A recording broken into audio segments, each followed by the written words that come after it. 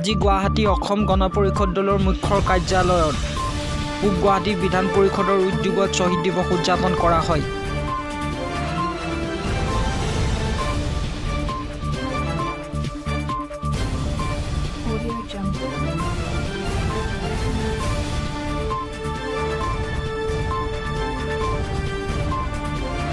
আজি 10 ডিচেম্বৰ শ্বহীদ দিৱস। অসম গণ পৰিষদ দলে প্ৰতি বছৰে 10 ডিচেম্বৰ তাৰিখটো শ্বহীদ দিৱস হিচাপে উদযাপন কৰি আহিছে। আজি আমাৰ দলৰ মুখ্য কাৰ্যালয়ত শ্বহীদ দিৱস উদযাপন কৰা হৈছে আৰু ইয়াৰ উপৰিও দলে কেন্দ্ৰীয়ভাৱে পাটাচাৰকুছি বিধান পৰিষদৰ উদ্যোগত পাঠশালাত এই শ্বহীদ দিৱসৰ কাৰ্যসূচী উদযাপন কৰিছে। এই অনুষ্ঠানত আমাৰ দলৰ সন্মানীয় সভাপতি অতুল বৰা ডাঙৰীয়া, কাৰ্যকৰী সভাপতি কেশৱ মহন্ত ডাঙৰীয়া, জ্যেষ্ঠ নেতা হলিভূষণ চৌধুৰী ডাঙৰীয়া আটাইখিনি কেন্দ্ৰীয় নেতৃত্ব তাত উপস্থিত থাকিব। আৰু সেই অনুষ্ঠানত আমি শ্বহীদসকলক স্মৰণ কৰাৰ লগতে শ্বহীদসকলৰ আদৰ্শৰে যাতে আমি আগবাঢ়ি যাব পাৰোঁ, ভৱিষ্যতৰ দিনত যাতে আমি অংগীকাৰবদ্ধ হ'ব পাৰোঁ দেশ আৰু স্বজাতিৰ বাবে, তাৰ কাৰণে আমি এই শ্বহীদ দিৱসৰ কাৰ্যসূচী আমি উদযাপন কৰিছোঁ। আজিৰ দিনটো আমাৰ অসমবাসীৰ কাৰণে এটা আৱেগিক দিন। আজিৰ দিনটোতে আমি অসম আন্দোলনৰ প্ৰথমগৰাকী শ্বহীদ প্ৰগেশ্বৰ তালুকদাৰক আমি হেৰুৱাইছিলোঁ। আমি সেই মহান শ্বহীদগৰাকীকো আজিৰ দিনটোতে আমি শ্ৰদ্ধাৰে স্মৰণ কৰিছোঁ।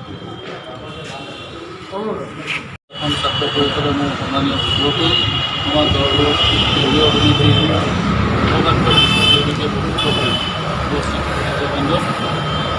আজি 10 ডিচেম্বৰ শ্বহীদ দিৱস। আজিৰ এই দিনটোতে অসম আন্দোলনৰ প্ৰথমগৰাকী শ্বহীদ প্ৰগেশ্বৰ তালুকদাৰে প্ৰাণ আহুতি দিছিল দেশ মাতৃৰ বাবে। আৰু অসম আন্দোলনৰ দিনৰে পৰা কোনো অসম ছাত্ৰ সন্থাৰ জোৱান আন্দোলনৰ দিনৰে পৰা আজিৰ দিনটো শ্বহীদ দিৱস হিচাপে উদযাপন কৰি অহা হৈছে।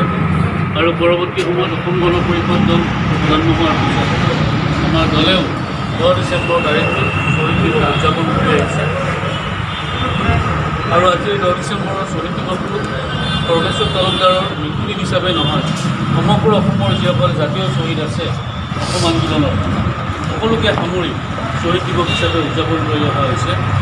আৰু এই দিনটো এটা অসমবাসীৰ বাবে এটা আৱেগিক দিন।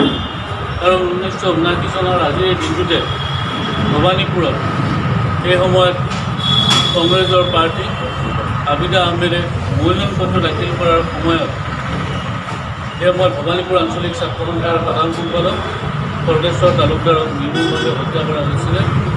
আৰু আজিৰ এই দিনটোত সেয়েহে সমগ্ৰ অসমবাসীয়ে শ্বহীদ দিৱস হিচাপে উদযাপন কৰিছিল। আৰু আমাৰ সেই সময়ত এটা সময়ত অসম গণ পৰিষদৰ চৰকাৰ আছিল, সেই সময়ত 10 ডিচেম্বৰ তাৰিখটো এটা ৰাজ্য চৰকাৰে বন্ধৰ দিন হিচাপে ঘোষণা কৰিছিল।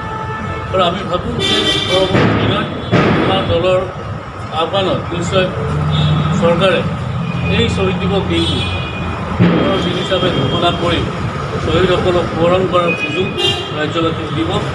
আৰু আমি ভাবোঁ যে আজিৰ এই দিনটো আমাৰ কাৰণে এইকাৰণে গুৰুত্বপূৰ্ণ যে শ্বহীদ দিৱসৰ এই পবিত্ৰখনত আমি সকলোৱে অংগীকাৰবদ্ধ হ'ব লাগিব। যি মহান ত্যাগেৰে তেওঁলোকে দেশ মাতৃৰ কাৰণে প্ৰাণ আহুতি দিলে, তেওঁলোকৰ ত্যাগক আমি স্মৰণ কৰি অসম গণ পৰিষদ দল অধিক দায়বদ্ধশীল হোৱাৰ সময় আহি পৰিছে। কাৰণ তেওঁলোকে যি মূল লক্ষ্য আগত ৰাখি ত্যাগ কৰিছিল, সেই লক্ষ্যত আজিও আমি উপনীত হ'ব পৰা নাই। সেয়ে অসম গণ পৰিষদ দলৰ আমি প্ৰতিগৰাকী সদস্য আমাৰ জাতিটোৰ প্ৰতি, আমাৰ ৰাজ্যখনৰ প্ৰতি অধিক দায়বদ্ধশীল হৈ পৰৱৰ্তী সময়ত যাতে আমি শ্বহীদসকলৰ ত্যাগ অকলে নাযায়, তাৰ কাৰণে আমি সদা সচেষ্ট হৈ আগবাঢ়ি যোৱাৰ নিশ্চয় সময় আহি পৰিছে। আৰু অসম আৰু অসমৰ খিলঞ্জীয়া জাতি জনগোষ্ঠীৰ সুৰক্ষিত ভৱিষ্যতৰ স্বাৰ্থত শ্বহীদসকলৰ ত্যাগক আমি স্মৰণ কৰিবই লাগিব। আৰু শ্বহীদসকলৰ ত্যাগক আমি অকলে যাব নোৱাৰোঁ। সেই ফল লৈ আমি আজিৰ দিনটোত অসম গণ পৰিষদ দলৰ প্ৰতিগৰাকী সদস্য নিশ্চয় অংগীকাৰবদ্ধ হৈছোঁ। আজি আমাৰ দলৰ কেন্দ্ৰীয় অনুষ্ঠান পাটাচাৰকুছি বিধান পৰিষদৰ উদ্যোগত পাঠশালাত অনুষ্ঠিত হ'ব। সকলো বিধান পৰিষদে নিজৰ নিজৰ সমষ্টিত আজি শ্বহীদ দিৱস উদযাপন কৰিছে। আৰু মই ভাবোঁ যে আজিৰ দিনটোত আমাৰ প্ৰতিগৰাকী দলটোৰ প্ৰতিগৰাকী সদস্য শ্বহীদ প্ৰগেশ্বৰ তালুকদাৰৰ লগতে জাতীয় শ্বহীদসকলক শ্ৰদ্ধা নিবেদন কৰি আমি অংগীকাৰবদ্ধ হ'ম।